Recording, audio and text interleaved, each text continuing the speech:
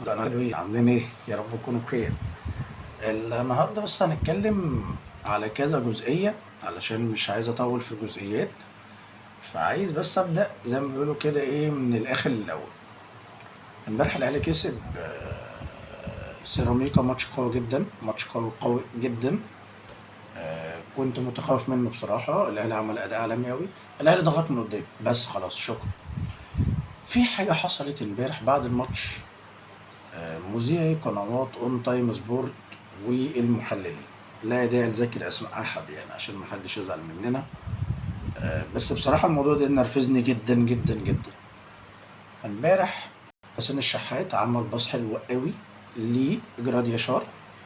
جراد يشار الراجل استلم صح قوي، اللي هو الاستلام اللي احنا بنعلمها للعيال في الاكاديميه او في الناشئين. حضرتك بتستلم ببطن رجلك علشان توجهها قدامك، وبعد كده بتعمل الفينش. الراجل استلم وراح فنش.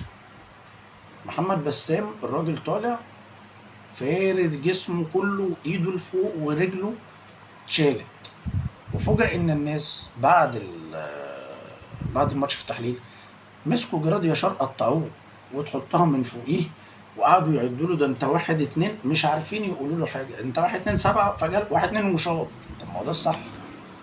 هو احنا يا جماعه هنفضل ننتقد؟ انت ده نقد، انا بشوف ده نقد، وبعدين ده نقد هدام.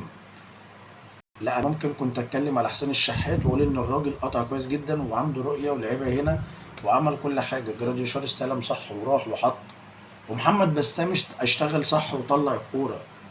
هنا ده بيحصل في الكوره ان كله اشتغل صح. انما ان انا انتقد وحطها من فوقيه لوب، وحطها من تحتيه، وحطها من جنبه. اهدوا علشان الدنيا تمشي. دي كانت اول جزئيه بصراحه يعني.